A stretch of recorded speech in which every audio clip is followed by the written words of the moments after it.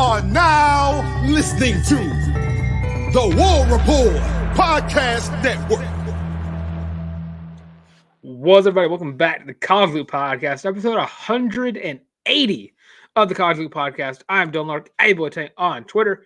I'm your journalist, Mr. Harrison Tarr. Tarr, how you doing, buddy? I'm great, man. 180, man. That's a lot of episodes. That's a lot of shows. That is a lot of episodes, and it's been a heck of a ride all the way through all 180. And feels like we're grinding out just as much as the decade-long tenured Bruce Pearl. Exactly, which we're getting right started into that. Happy 10-year anniversary of Auburn hiring the best coach in their basketball history. I'm go ahead and say it. Get that man a statue. Yeah, I would say he surpassed Sonny. Yeah, I would agree. So go ahead and get that man a statue. And also happy birthday to BP himself. I believe he is 63, 64. So 63 or 64. I don't remember exactly how old he was because he got signed here on his birthday. So that's a huge ups to the BP. And I think, are you looking that up as we are rambling on? So yeah, happy birthday. As of today, excuse me. 64? 64 years young. And here's to 64 more plus that. Absolutely. Happy birthday, belated birthday as the show's coming out to one Bruce Pearl. And in celebration and in honor of his 10-year anniversary with Auburn University, which, by the way, let me just go and put this out there for all you folks that start the rumor mills every single year. Bruce Pearl is going to be on the market. He's not. That guy is Auburn through and through for the remainder of his time coaching until he decides that it's time for Steven to take over. He's not going to Louisville. He's not going to Rutgers. He's not going to Indiana. He's not going to Indiana. Is wherever you think he is going, he's not. Rutgers is a really weird way to spell Auburn. Just saying. It's odd one. Louisville's a weird way to spell Auburn. So he's built a palace at Auburn, a basketball school, for the greater part of the last 6 or 7 years. To be real with you, 6 years for real, that Auburn has been legitimately on the map in basketball, and is really pushing that envelope now of if he can really continue to build this foundation, which we all agree that he has, that Auburn can be set up for a long, happy life with the marriage of basketball. And Auburn fans are certainly thankful for it. So in honor of that, we're going to draft a starting 5 plus a 6 man. Let's do it. Plus a 6 man. From the Bruce Pearl tenure at Auburn, which is honestly not going to feel all that different than when I feel like the way I have my draft board set up, I feel like either way, these two teams are going to be pretty balanced through and through. Yeah. We'll go ahead and open it up. Let's see here. Dylan, heads or tails? Never go wrong with heads. Flip a coin. It is tails. So went wrong with heads. I will take my first overall pick, and I will go ahead and lay claim to Jabari Smith. Oh, that's who I thought would go 1-1, no matter who had the pick. I'm going to go ahead and get the fellow big man in the paint from that awesome year. Give me Walker Kessler.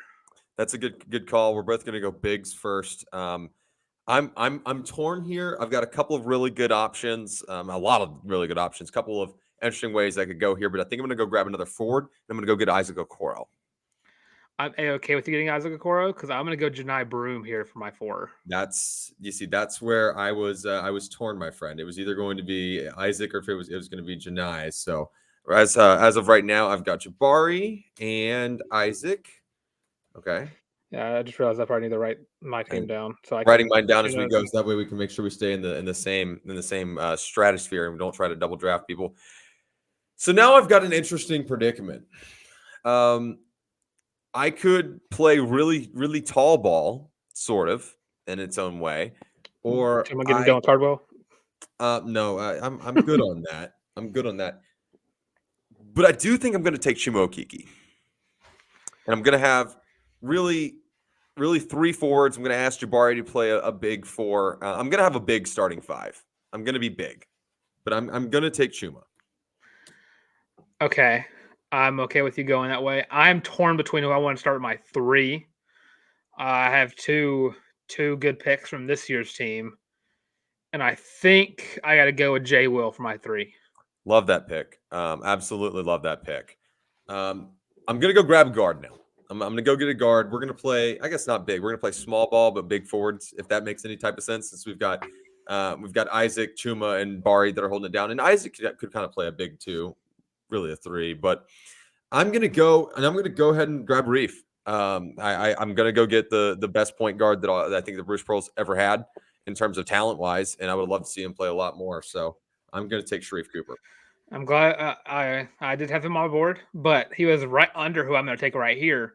I'm going to go shooting guard here, and I'm already building a nice little defensive team in my front court, my back court. We throwing up threes. Give me Bryce Brown. Shooting that thing from way downtown. I might have just made the wrong call here. I may have made a small mistake in not setting up my board, but like you did beforehand, because I probably should have gone and got my two guard, because there's a handful of options I would have loved to have at the one, and you're gonna probably wind up going and getting. I'd assume you're gonna take Jared Harper next. We'll see where you go. I'm not taking Jared because I don't need another one. I'm gonna take maybe a little controversial. I'm gonna get a little frisky. Take Samir Dowdy. Oh, to play the two for me. Well, I'm gonna go ahead and take my sixth man. I'm taking Chad Baker Mazzara as my sixth man. You're taking your sixth man, and I am forced to go get a little bit of size with my six, I think, because of the way I've constructed my team to not be tall enough. So congratulations. I'm not going to do that. I'm really just not going to do that. Yeah, Austin Wiley. You have JT Thor, Dylan Cardwell. Pump the brakes here. Dangel Purefoy. I think I'm going to take Zeb Jasper. Ooh. I may go get another guard, someone that can be a lockdown defender, six man coming off the bench that no one's going to score on. I think I'm taking Zeb Jasper, which might make me the weirdest six-man group of Auburn basketball players, like arguably ever. But I mean, damn it, this team would be fun to watch. Well, it would be, but I think I might have you beat with this team, because I'm going Jared Harper, my one. I have two of the best shooting guards. That's spaces between those words. Shooting guards in Auburn basketball history. The two guys who led the charge in that Final Four run. I have Jay Will, who's is the winningest player in Auburn basketball history. And one of the most consistent players. My power forward and center are Johni Broome and Walker Kessler, two of the best shot blockers in Auburn basketball history. And then my sixth man, of course, the psycho himself. Right. So I need you to hear me out here. Your team wins probably head to head. I will concede that. I love my team because I went with the what if team. The all what if Auburn team. What if that Isaac squad would not have been cut off by COVID? What if Chuma would not have gotten injured? Auburn wins a natty. What if Sharif is able to play all year and Auburn's not under postseason ban? Or returns. there's just a lot going on. You know what I mean? Or if he returns and plays with Isaac Okoro, I'm the all what if team. So if we were to take another person, I would be by law required to get JT Thor or Aden Holloway. No, because that's not a what if yet. No, he's got too much ball play in front of him. You're right. I was taking what if as potential given. I thought about Aden Holloway for a second, but I was like, I need to see more of him. But I think he'd definitely be a 1-1 or one of those first picks later on. Oh, if we were to go another 3 or 4 rounds, Aid would go off the board quickly. Probably not on my team because we're a little too small for that. I really thought about taking Austin Wiley instead of Zep because I really need some size. But we're just going to rock with the fact that I just think Jabari is better than anyone. And we had that entire strategy for 2022, but once he got double teamed, I think that if we were to draft another 4 guys each, you start thinking about, does Wendell Green come into this picture? Does Javon McCormick come into this picture? Does Horace Spencer come to shoot threes for you? He can on your team, man. I will glue No. the I said ball. for you, not for me. No, you can take Anthony Horst McLemore. Spencer as a Where does Anthony McLemore fall? Like, there are guys, right? That Mustafa Heron. Mustafa Heron. Like, there are guys that you're like, they would not be far down on the list. And a guy who, honestly, if you were drafting another guy, who would your next guy be? Because I just want to go ahead. If we were to do a seventh man. Given the state of my team, I'd have to take Austin Wiley.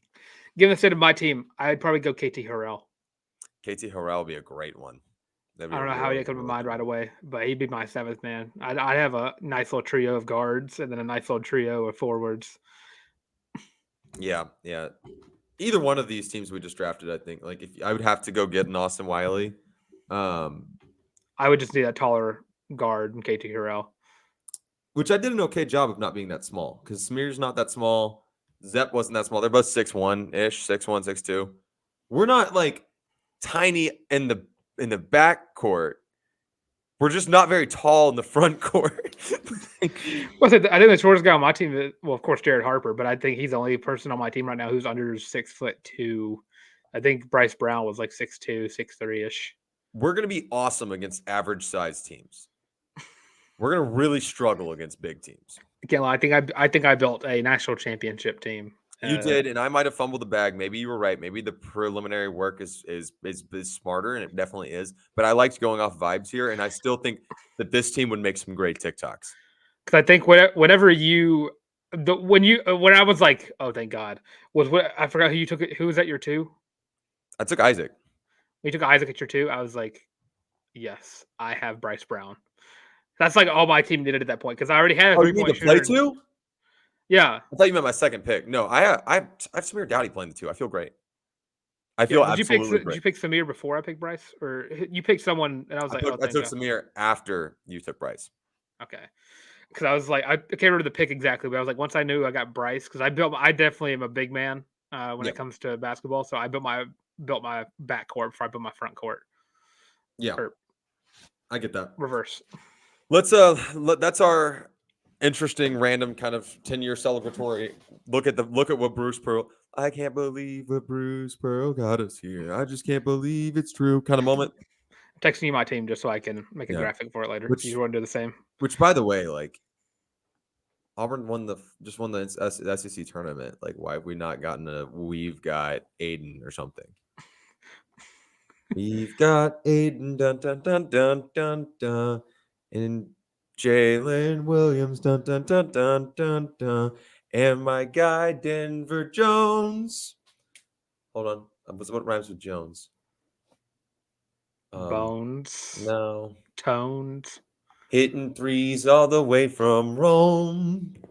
You know what I mean? Like we've got a real jingle going here. Someone needs to call him up. Call up the guy who sang that song. I'm calling on you, person who made We've Got Jared. I think that we could help you rewrite this. I think it would be We Got Johni. Might need to start with Johni on that one. We've got Broome, dun dun dun dun dun dun. There you go. And Jalen Williams, dun dun dun dun dun dun. But of course, with that, our guy CBM, they keep teeing up him. How's that? We don't even need to call him up. We got it right there. Just do it yourself. I think that I just did that. That's awesome. We're gonna roll in. Good. With that, we'll have with the teams. Go ahead and pick who you think wins. Why you think it's me? I agree it's you. I agree it's you. But whose vibes are higher? And who's the Bruce Pearl of the college loop, and who's the Tony Barbie? And why is that's not even fair? Tony Barbie couldn't begin to touch that group. I'm right. 2020, the 2024 MAC Coach of the Year. What are you talking about, man? Come on. No, I'm kidding. Completely kidding. Shout out Tony Barbie for winning something. Took him long enough. All right, let's go ahead. We're gonna do some pre-tournament superlatives. Just a handful of guys that we'll both single out. We'll go. We'll just alternate out here, Dylan, one at a time, and we'll start. We'll just throw this one out here because I think it's going to be unanimous. You probably combine the first two and it'd be unanimous. The same when guy. When we look back at Auburn's tournament run, beginning with Yale, obviously, or later in the week, wherever Auburn lands, who will we look back and say this guy was Auburn's NCAA tournament MVP. I think this one's unanimous. I like Johni Broome here. Yeah, it's Johni, his best player on the team. I'm not gonna say by far, but definitely noticeably best player on the team. Yes. He's the reason that Auburn had to lead that entire Florida game. Yeah, I agree. Now, defensive player of the tournament for Auburn, you're just crystal ball looking into your magic 8 ball, Dylan. Who do you say it is? I'll go with the defensive rebounding machine, the block machine himself, Johni Broome. You see, that is a layup answer, and I agree, and you're probably right. But I really think that Chad Baker-Mazara could be right there. Just his ability to just be a menace and apply defensive pressure and off-ball pressure and be able to play man-man away from the ball and keep his guy out of the game, for lack of a better term. I think Chad Baker-Mazara certainly has the potential. Also, a couple other guys, Chris Moore. He's not going to play the minutes, but he's going to be like the overlooked defensive player, I think, of the tournament, that's going to be able to come in and give you the minutes like we saw in this SEC tournament where he was phenomenal and do what's asked of him, get a little bit done on the offensive end of the floor, sure, but really, really lock down on defense. We know what KD Johnson can do. Another sneaky guy, my first choice is going to be Chad Baker-Mazara if it's not Johni. If it's not CBM, I'll go and nod it over to SEMO. Chaney Johnson on the defensive end of the floor could step up, and I think that he's continuing to get better every game. By the way, and we're in March. We could have a Chaney Johnson game in the tournament. That could happen. Weird random heroes emerge in the NCAA tournament, and Chaney Johnson has all the goods to do so. So I like that a lot. Offensive player of the tournament, Dylan. This one's tough because the layup answer is, of course, Johni Broome, but I don't think in this tournament we're going to be relying on him to be our main scorer. Who I'm looking at is a player who I could put in for any of these outside of bench piece. Chad Baker-Mazara. A guy where you kind of see whenever he scores double digits, Auburn's going to win big, just because he is just that much of an X factor. He probably has the best shooting stroke of anybody on this team. It's crisp. The little sidestep three is magic. Gross. It's magic. I think Auburn's going to be really looking at Chad Baker-Mazara in this because at some point teams are going to try to stop Johni Broome, which you can't. But Chad Baker-Mazara is definitely going to be someone you got to lean on. Absolutely. CBM is I certainly think on my radar for offensive player of the tournament. There's just a couple of guys you could look at, but I'm going to look at Jalen Williams. J-Will is a complete basketball player. He has experience. He's been to the tournament quite literally more than every single one of these guys combined. He's been there. This is not saying there's no nerves, but this is not unfamiliar territory for Jalen Williams. Winning an SEC championship. I mean, he's done it 4 times at Auburn, right? Or 3 times? 3 times at Auburn? SEC championship? Twice, excuse me. Sorry, I was thinking about. He has one race. Was he on the Final Four team? He was not on the Final Four team. He was the year after. My apologies. So he's won 2 SEC championships, 1 regular season, 1 tournament championship, and he's played in the NCAA tournament more than on a number of occasions at this point. He also is one of those guys that can quietly take over a game. And when I say quietly take over a game, you can look down and look away and be like, oh, Jalen Williams is having a nice little game, and be watching everybody else. And they'll be like, Jalen Williams has 14 points. And you're like, holy crap, there's 10 minutes left in the game. Like he's one of those guys that can just get it done around the bucket. He's got a smooth stroke from 3. And one of those guys, if he's having a Jalen Williams S-tier level game, Auburn's not losing. So he's my sneaky pick for offensive player of the tournament. I don't necessarily know that'll be how that shakes out, but I like that a lot. I will say Jay Will is definitely I've never seen a guy who can quietly get 20 points. Have you ever seen an X Factor glue guy? I remember, I think one of the games he scored 20 at, I never realized he hit 20 until the commentator said it. Yeah. I was like, oh. And it's not from a lack of watching the game. It's just Jalen Williams plays the game so smoothly and plays it so fundamentally. And yes, he has these emphatic dunks. And yes, he's a hustle guy, but he plays smart basketball. He knows his role. He knows where he's supposed to be. He knows that he can be that guy and that he's going to get his touches. I foresee big things for him for this SEC tournament. It's interesting to see. He's one of the players we talked about earlier on in the year who we started to question Jay Will at the beginning of the year, his confidence level. And just to see the team started to rely on him more and more. I think he's definitely, I might say the word "the" there, might be the leader of the team. Yeah. I know Johni gets a lot of credit because Johni is a lottery pick, but this team relies on Jay Will like it relies on anybody else. Because I will say, because BP's been very outward about this too. I don't think we've seen an Auburn team mesh this well. No, I agree. I agree. It's been, if it has been, that team played in 2019, and it's been a long time, and they did some special stuff. So I'm with you, and really, really hoping for Jalen's sake that he's able to put on a show in the tournament. What a story!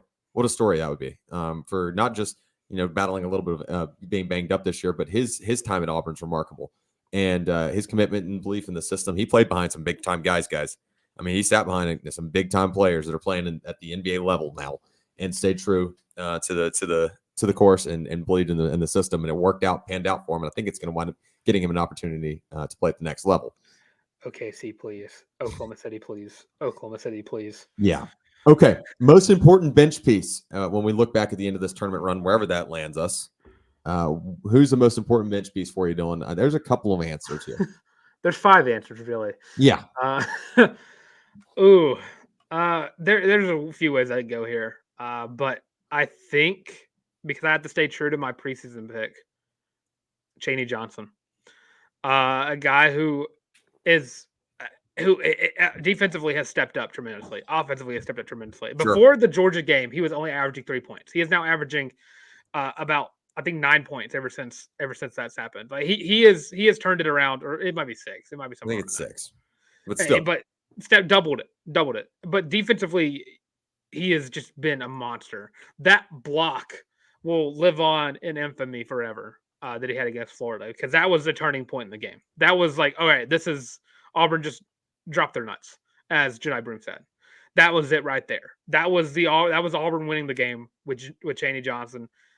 He is an X factor. He has turned into an X factor, and definitely someone who, you got to start scheming for. But I mean, there's 10 guys on this team that you got to. Yeah, no, you're not wrong. For me, actually, this was not a tough one. Most important bench player. Now, I don't know if this will wind up being the most valuable bench player in terms of production when it's all said and done, but most important still in Cardwell, in my opinion. And inevitably this will happen at some point in the tournament, whether this be against Yale or whether this be, you make a run down to the Sweet 16, you're staring down UConn because UConn's going to be there. Johni Broome's going to get into foul trouble at some point. And that's not his fault. That's not on him. It's just that's the way the whistle blows when you're tall and good. It is imperative that when minutes need to be divided and Auburn needs to sit down Johni Broome a little more than they expected to because of foul trouble or things of that nature, that Dylan Cardwell comes in and provides high-quality minutes. Dylan Cardwell played great in the SEC tournament. And he didn't play like, oh, knock your socks off, this guy's an X-factor guy, outside of being a spark plug, which we'll talk about spark plugs here in a second. But I think Dylan Cardwell's role is imperative. You've got to be able to fill the void and play in a big way. All things considered, I mean, you're showing everybody the future, if nothing else, the future of what Auburn basketball at the big man spot probably looks like next year.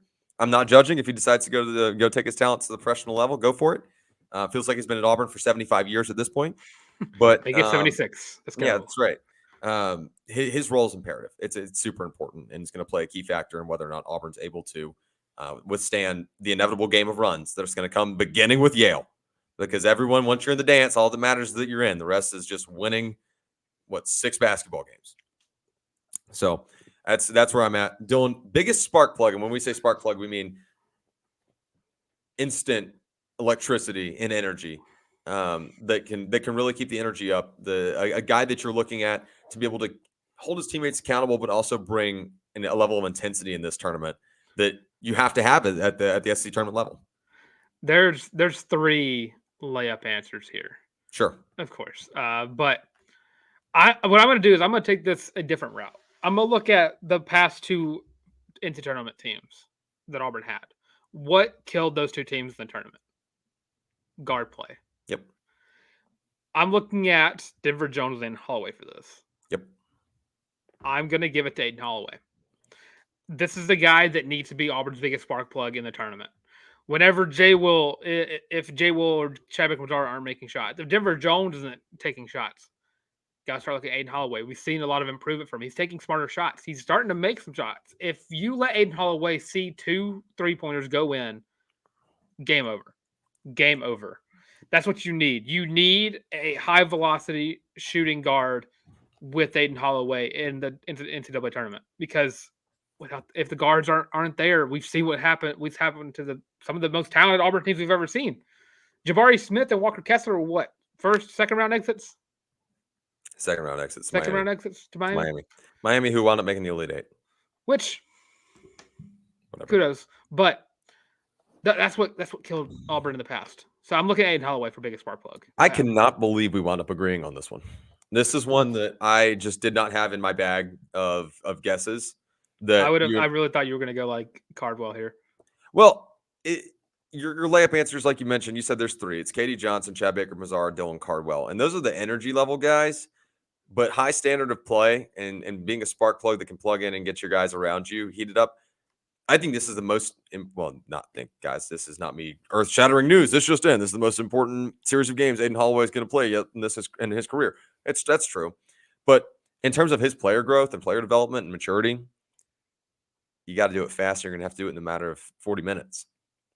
And that's a big task for a freshman. And a kid that we think has all the talent in the world. I'm still extremely high on Aden Holloway. I hope he comes back for another year, because I think that, man, you give that kid an offseason worth of work on Auburn at Auburn. And you give him Tahad Pettiford to work with, and you give him Ja'Kai Howard to work with. Yeah, et cetera, et cetera.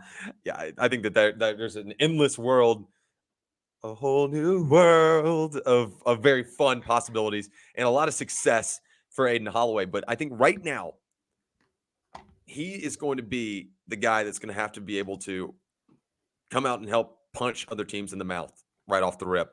And that's going to take, like I said, quite literally learning within the process of the game. You cannot simulate what it's like to play March Madness. People talk about the cliches, this, that, and the other, the one shining moments. It is. There's a reason those cliches exist. There's a reason this is the greatest tournament in sports. It is the most wild west, lawless land of all of sports. And it is the hardest national championship, in my opinion. Winning a championship in college basketball is the toughest championship to win at this level of sports, arguably maybe of any sports. I understand the hard work and whatever, we can go down those arguments, but some of it is just dumb luck. And you don't get a lot of St. Peter's in the NBA or MLB or anything like that. That's right. And it's one and done. It's the only level of the game beyond high school. I guess high school, whatever. There's multiple ways to go about that, but it's the only level of the game where it's like there is no retribution for losing. There's no margin of error. You either win or you go home. And it separates the boys from the men, right? That metaphor, yeah, that is certainly the March Madness tournament. Aden Holloway needs to do that, and you know what, Dylan? I think he can. We saw him grow up a lot in the SEC tournament. I know he did not put up video game numbers, but he grew up a lot. He matured a lot. He took care of the basketball in large, and he's not making those same freshman mistakes. He doesn't look scared. He does not look like the moment's too big, and he's got to have to buy into that mentality. But I think he's got the goods. The best thing about watching a 5-star grow in the college game is them realizing they don't have to be a superstar right away. Right. That they don't have to put up 25 points to be successful. That they don't have to throw up 8 threes a game and miss over half of them. That level of growth, it just speaks to how awesome it's been to watch Bruce Pearl turn this Auburn program around. Yeah. Because imagine what he could. It's always going to be a what if scenario. What if, look what happened with Sharif Cooper. Sharif Cooper was the leader on that team as a freshman. He was, and if he had stayed a sophomore year, we would have watched a one shining moment with Auburn at the end. Well, probably not because of COVID, but true. In another what if world, and you see what Bruce Pearl does with those guards. Look at Jared Harper. Jared Harper was a huge leader on that Final Four team. Wendell Green was a leader on last year's team. Bryce Brown, Javon McCormick, and Samir Dowdy. Like Bruce Pearl molds guards into this. And into this leadership, I'm going to put my team first kind of guys. And of course, Wendell Green was a guy who shot the ball a lot, but he passed the ball a lot more than people give him credit for. Bruce Pearl puts guys on the fast track to maturity. Exactly, and that's exactly what you want to see. And Aden Holloway, next up, John Pettiford, right behind him, or right next to him, actually. Right next to him, actually. Future's bright, and Aden Holloway will be a big spark plug of this NCAA tournament. I will say this. For any potential, this is where we're going to wrap up our men's basketball talk, and then we'll pivot over. We're going to talk about how women's basketball got absolutely just hosed for no reason. But if you're a recruit watching, and this is not me tampering, Dylan, I'm not doing anything that's wrong, and we're not paid to say this, but I got my finger on the mute button if you say anything. look at what Aden Holloway, how much he has grown in over the course of this season, and also look at how much better of an environment could you possibly be coming into. This group was built to make each other better, and every single aspect at every position on all sides of the floor. I see it all the time. I think that something that I witness a lot is Johni Broome helping a lot with positively impacting Chad Baker-Mazara with his on-court composure and maturity, and letting that trickle down to Katie Johnson, because it takes a psychopath to be able to calm down a psychopath. And then seeing the dynamic between Trey Donaldson and Aden Holloway, who have both embraced their roles. I mean, that's splitting a lot of minutes, guys. That's splitting a lot. And Trey Donaldson kept the faith from last year and said, you know what, I'm going to be an important piece. And he's an important piece again next year for sure for Auburn. These guys have really bought into, let's make each other better and let's win. The rest will take care of itself. What else kind of a dynamic could you want to come into? And I'll just say it right now. If you're not in that headspace and that's not something that sounds right for you, then you are not right for Auburn. You're not. But if you're willing to come in and learn from the guys around you, both how to get better at the game and how to be a better teammate, you're not already a great teammate. I'm sure you are, wonderful. But how to be a mature basketball player at the age of 18, that is valuable. That is very valuable. I think the perfect example of all of that is not just, and something we've not really talked about too much, or not enough. We didn't talk about this enough. That's what I mean to say. Look at how the team backed up behind Chris Moore whenever he had to step into the role that he kind of got pushed out of. He came back after the Leo Berman injury, and he got minutes back. He got more minutes now. He's averaging 13 minutes a game, which early on in the year, I can't lie, I would have not been pro Chris Moore getting more than 10 minutes a game. But right now, honestly, my second pick for Sparkplug would have been Chris Moore. Yeah. Watching how the team backed up behind him. Watching how this team is just built. Again, it just goes back to say this. This is like a quote graphic thing. Yeah, I'm gonna say every day until the championship. Knock on one. There's more glue keeping in this Auburn team than there are in the gallon jugs of Elmer's glue. Like this team is a band of brothers. Yeah, it's clear as day. It's clear as day. I'll leave you guys with this parting thought. And if anyone comes back and Auburn gets bounced at any point in this tournament, if and when that happens, don't come complaining to me about this, because I mean this sincerely. If there was ever an Auburn team that was meant to do it, it's this one. Everything just feels different. And it's not just me buying into you won the SEC tournament hype. First off, I'm a huge believer in who's hot and who's not when it comes to the SEC, to the NCAA tournament. I'm a huge believer in that. But this group's hot. They believe in each other, and they've done a great job of this year blocking out all the outside noise. You hear that like cliche all the time, but they clearly don't give a rat's ass what we have to say. And that's great. They shouldn't. We're here to have discourse with one another. That's why Dylan and I host the show. If there was ever a team that had all the right pieces and everything falling into line, damn it, I hate it for Leo Berman, because I think this is this team. I mean that sincerely too, by the way. Like, this group is special, regardless of where they wind up at the end of this season, at the end of this tournament.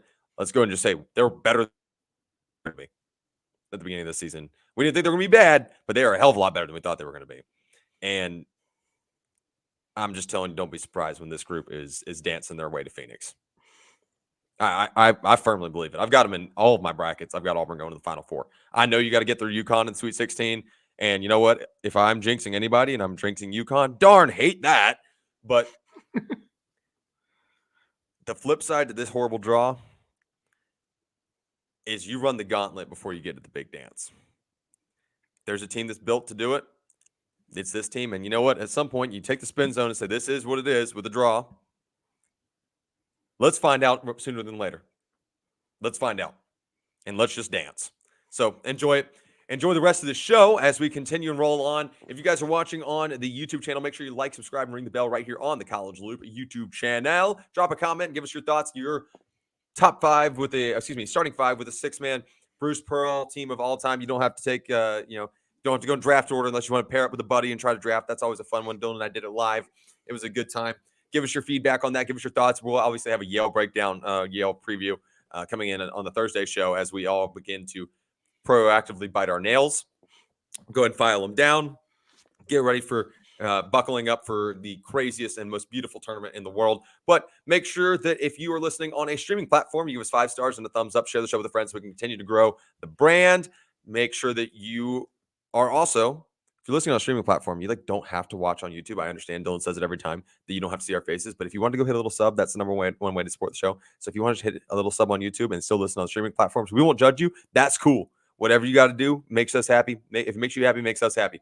If you want to support the show in the ways that go beyond just hitting like, subscribe, and ring the bell, head over to thewarreport.com, pick up your very own College Loop Podcast, War Report Podcast Network, co-branded Feel and Lippy t-shirt. Comes in 5 different colorways, $25. Most comfortable shirt you'll ever own. You'll look great in it watching March Madness on 7 TVs in your living room. Trust me, once you pick up your shirt, make sure you use hashtag Feel and Lippy. That's feeling without the G on your social media platform of choice. Tag us in it. We'll make sure we throw it up on the next show, next live stream. Who knows? Pre-game show, depending. We'll see how the Auburn basketball team is cooking throughout the tournament, and we'll see what the content looks like. It did vary a little bit last year because we were having some fun, something that resembled fun, sort of, after one game. I digress, and we move forward. Before we jump into women's basketball, I do want to remind everybody, the College Loop men's and women's bracket challenges are officially open. Dylan will drop this in the description. I'll make sure I do that when I type that up afterwards. Remind me so I don't forget. But they are in the description to all, I guess just probably the YouTube show. It's probably easier than that. Can we link it? Yeah, we can link it. Yeah, we can.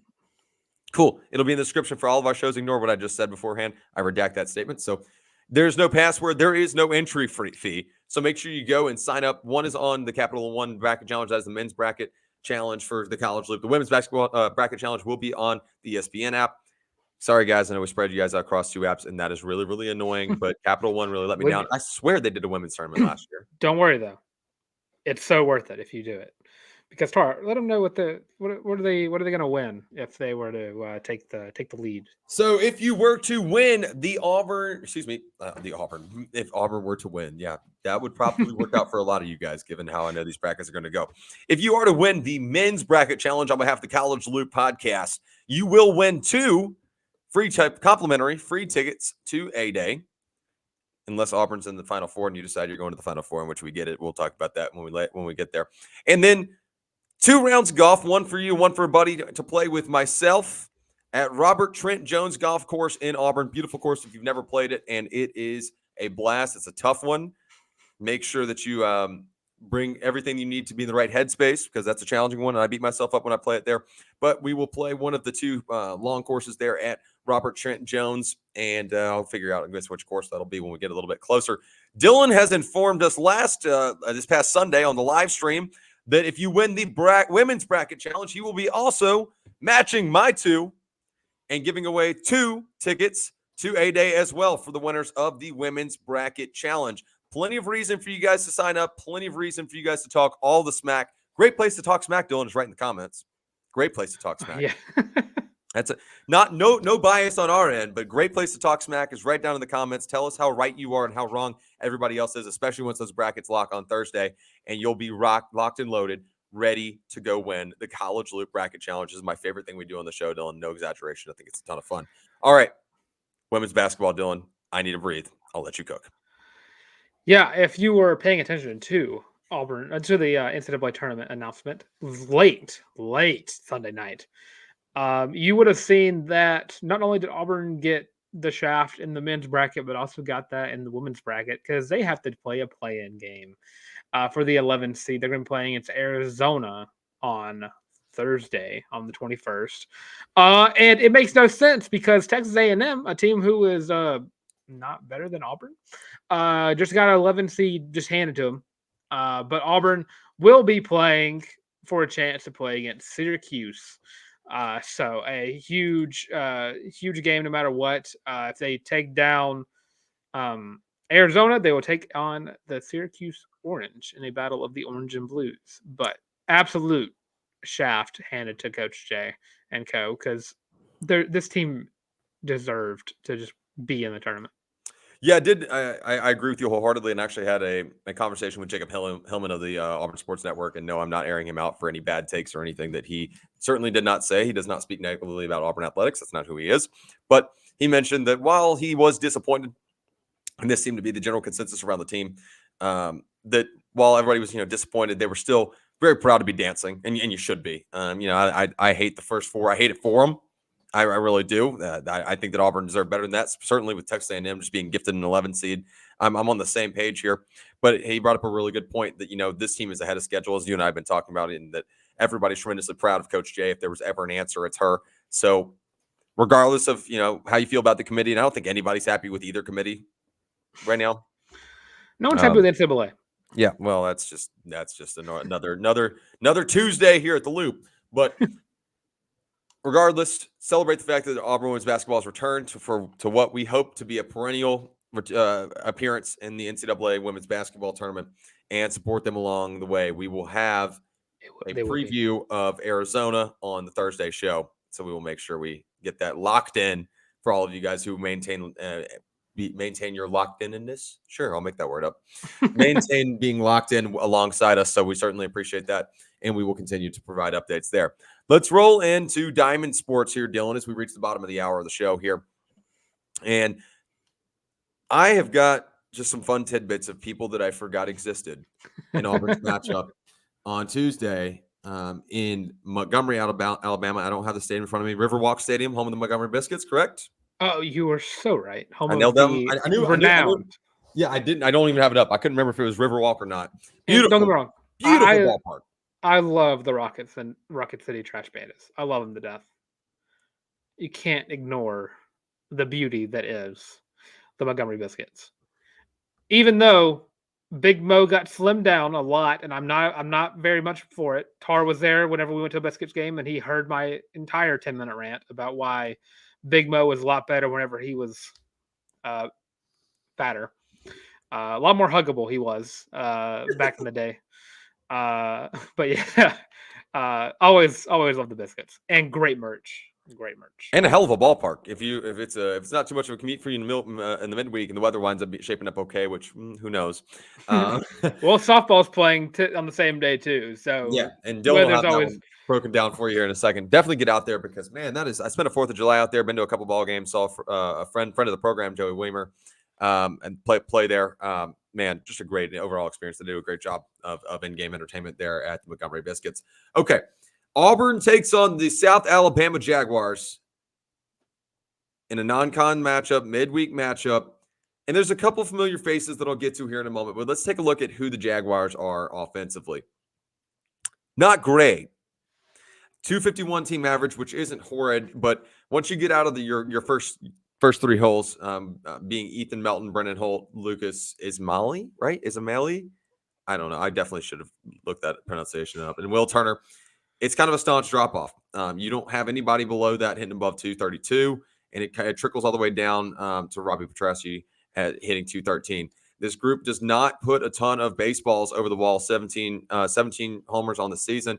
8 of those coming from Lucas, last name who I just butchered. I'm going to go with Lucas I and Will Turner. You take those guys away, and it's 9 combined as a team from there. They'll pull a decent amount of walks, pulled 112 to this point in the season. But it's not a group that you're unable to take down. But also, it's kind of one of those, like, don't overlook a midweek. I've been there. You've been there when Auburn's lost to Jacksonville State. Super fun for everybody involved. This team's punched out 162 times. So it's nothing overwhelming, but nothing like horrid on the offensive side. So we mentioned before this game started that we're expecting it to be, I'm blanking, Dylan. Hi. Connor McBride. Why do I almost say McBride? Are you thinking you have Trey Sprite? I'm trying to combine 2 different very different humans. Yeah, Connor McBride on the mound. No longer plays. Yeah, no longer plays for the same team. Yeah, anyways, or actually not even playing ball at the collegiate level. Did I get his first name right? Is it Trace Bright? Did I get that name right? Trace Bright, yes. Okay. Yeah. So do believe it'll be Connor McBride. Not official yet. We'll see. That'll be announced today as the show's coming out, probably around noon, knowing Auburn baseball. That's just the way that they like to rock and roll. Couple of familiar faces on the mound for the South Alabama Jaguars. So, of guys that are competing for innings in South Alabama, there are two standalone guys that are the only two guys have pitched 20 or more innings, and that is Cam Hill and Carson Swilling of the South Alabama Jaguars. If you're wondering if that's Cam Hill and Carson Swilling, formerly of the Auburn Tigers, you would be correct.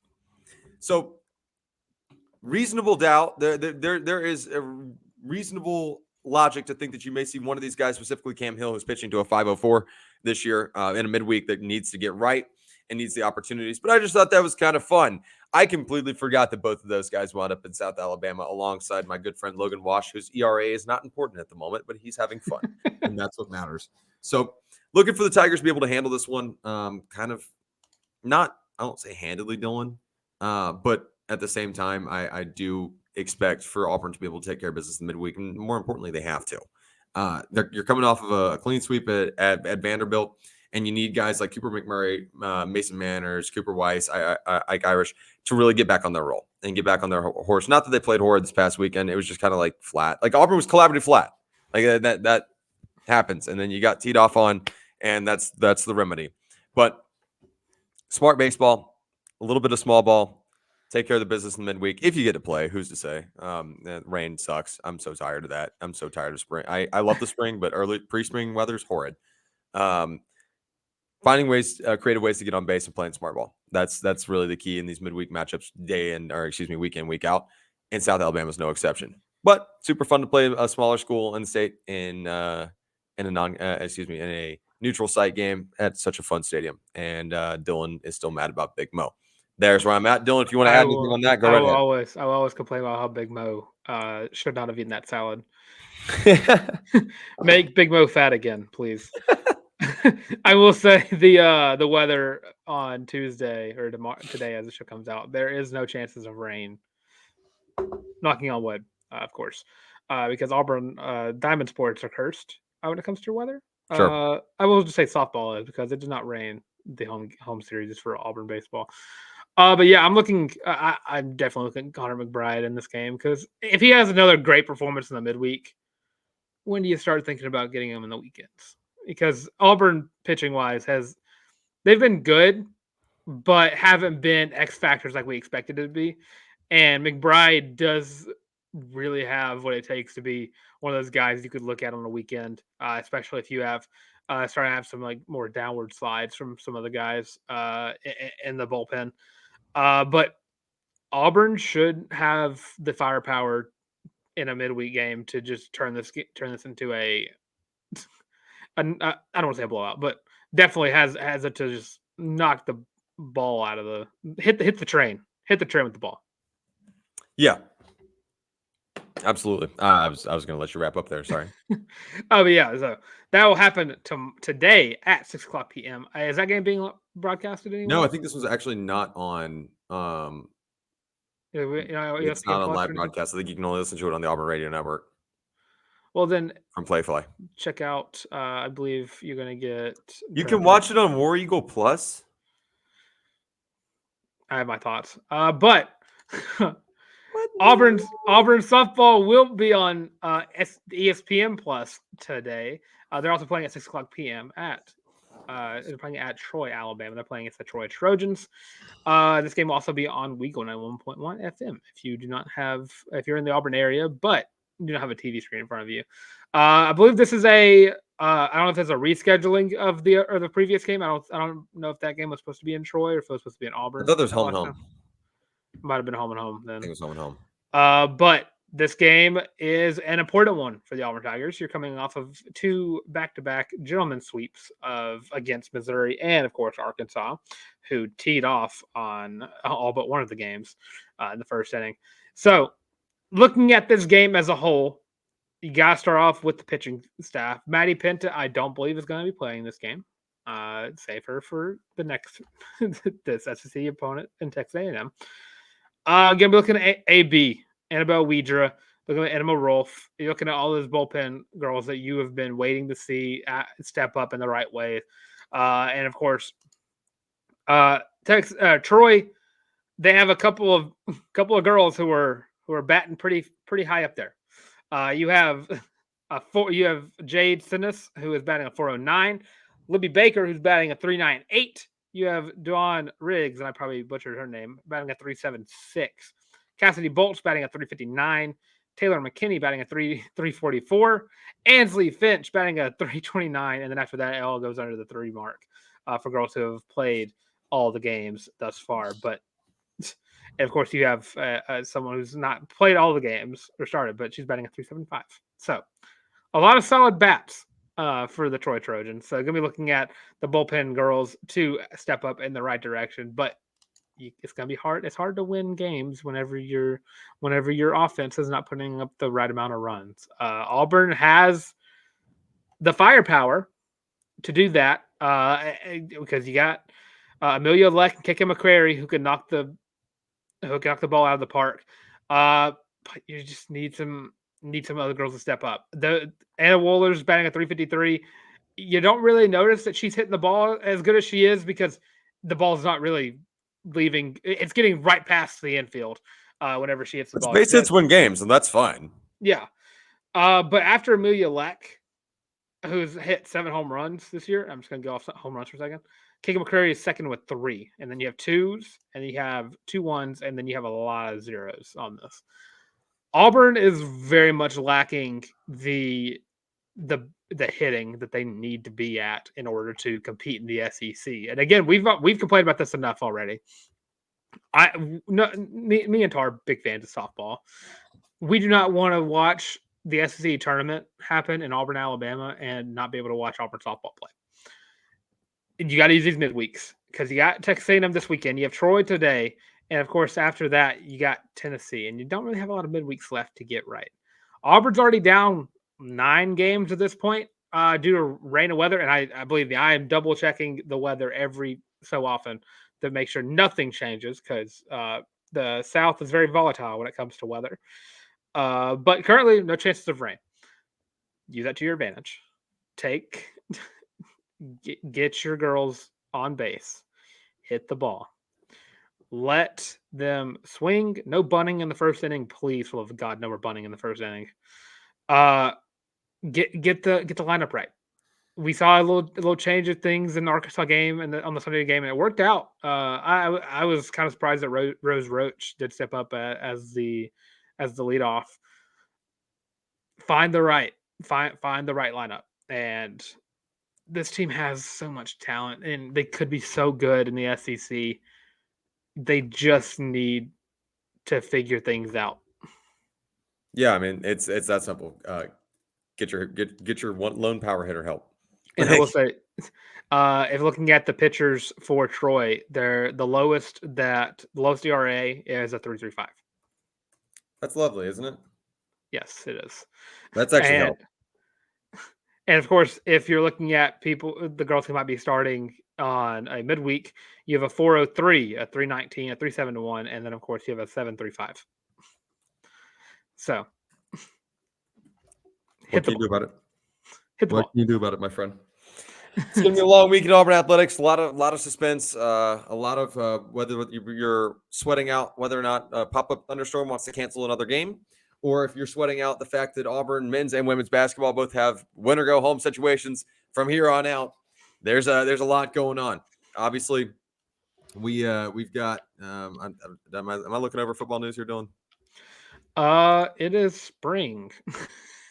Cool. So I'm going to continue to roll on and mention. We will break down 8A as we get closer, but right now we got a red hot men's basketball team, and we've got a women's basketball team who's really, really trying to turn some heads, and has successfully already done so. And Diamond Sports are still in full swing, so I'll be honest with you. And I will also just point out for all the football fans out there, believe me, I'm a big football guy myself. Spring rumors don't really matter. I'll go ahead and put that out there. They're not wearing pads yet, I don't think. Yeah, no, and I honestly don't really care if Peyton Thorne took 1 or 2 craps today. It really doesn't matter to me. And neither do you. Like nobody cares. I mean, I love the highlights of watching, but then again, it's so hard to You like base the highlights of watching people take a crap? the highlights of people making the throws. Let me change that narrative real quick. But then again, like we can make rumors all we want, and believe me, I love listening to the War Report and listening to what Mike G saw because I think Mike G does a Absolutely. great job. But most of the time, I would love to go to the practice and watch for 20 minutes. But then again, it's 20 minutes. After the media leaves, the stuff that you actually want to talk about happens. Right. That's just how that media window goes. After that, they start hitting each other. After that, you start seeing the Right. starting lineups. You find out who the starters are after that 20 minutes.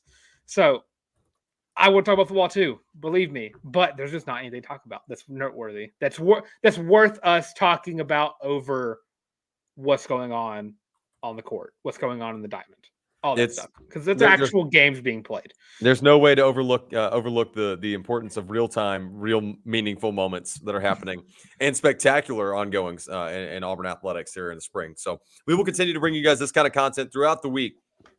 But for now, first and foremost, if you've not signed up for the College Loop podcast bracket challenge, I just completely lost and I kind of went with the Obama cadence there. The College Loop podcast bracket challenge. I thought you got the name of the podcast for a second. Yeah, I forgot the word podcast. That was rough. If you've not signed up for the College League Podcast Bracket Challenge, men's and women's, go ahead and do so. We'll drop those in the description. Actually, that's what I was going over and doing as Dylan was giving you guys the little rundown as to why football is just not here right now. If you want good football content, go check out the War Report, the rest of the War Report family. Great group of folks. But back to the basketball. Make sure you go get entered for your chance to win 2 tickets to A-Day if you win the men's bracket. If you want to win both of them, you get 4 tickets to A-Day. And 2 free rounds of golf, 1 for you, 1 for a buddy, at Robert Trent Jones Golf Trail right here with yours truly. We'll have a great time. It'll be lovely. I'll get a nice flatbread sandwich on hole 8. It'll be great. And while you guys are hanging out with us and while you're down in the description, make sure you hit like, subscribe, and ring the bell if you're hanging out with us here on the YouTube channel. That is the #1 way you can support this show. Give a comment. Give us your feedback. Give us your thoughts. How far is Auburn going in the NCAA tournament? How far is Auburn women's basketball going to be able to go on a Cinderella run? Do they have it in them? I think they've got a lot of dangerous pieces that could really make things interesting. We want to hear your thoughts, your takes, good and bad. We want to hear them all. So thank you guys for your continual love and support there. If you're listening on a streaming platform, make sure you give us 5 stars, thumbs up, whatever the highest rating is on your streaming platform of choice. Share the show with a friend so we can continue to grow the College Loop family and we can keep you guys updated with everything going on, all the content going on here at the College Loop Podcast and at the War Report Podcast Network. If you want to support the show in ways to go beyond just hitting like, subscribing, and the bell, head over to thewarreport.com. Pick up your very own College Loop Podcast, War Report Podcast Network, co-branded Field Olympic t-shirt. Comes in 5 different colorways. Most comfortable shirt you'll ever own. You will look awesome sitting on your couch watching 15 screens of basketball over the next month wearing that shirt, and you will feel amazing doing so. So once you pick up that shirt, use hashtag FeelingLoopy, feeling without the G, on your favorite social media platform. Make sure you tag us in it. We'll throw it up on the next show, next stream, whatever comes first. Thank you guys for your continual love and support. I'm Harrison Tarr, at by Harrison Tarr on the Bird app, at by Harrison Tarr on Instagram. If you want to check out my TikTok, I make golf content now for however long TikTok's going to be around and still legal in the United States of Americas. That's at Tarr_15. Thank you guys. Take care of yourselves. Take care of each other. Dylan, get us out of here. Of course. I'm Dylan Larck, at your boy the Tank on Twitter. And of course, you can, I guess, follow me on TikTok as well, at your boy the Tank, if you want to. I've not posted there in like a year. But if you'd like to, there it is. Also, Instagram as well, at Dylan Larck, at DYLANLARCK. Visual aids, all right there. And of course, if you're looking for me anywhere else, you can find me right here on the College Loop Podcast, or you can check us out right here on YouTube. Like, comment, subscribe. Leave your starting 5 from the Bruce Pro era. Leave your ceilings and floor for Auburn in the NCAA tournament. And, of course, leave your frustrations for why NCAA sucks for what they did to Auburn women's basketball with their seeding. And, of course, if you're looking for us anywhere else, you have us on social medias. You have us on Twitter, TikTok, Facebook, Instagram, the works. All of those at the College Loop visual aid up there, just diagonal from Tarr's head over there. And, of course, if you're tired of seeing our faces, completely understandable. I'd get tired of us, too. You have the audio versions of the show as well. That's going to be on Spotify, Apple Podcasts, Google Podcasts, and of course, Amazon Music. And of course, all of that being said, thank you for watching. And of course, War Eagle. Love you guys.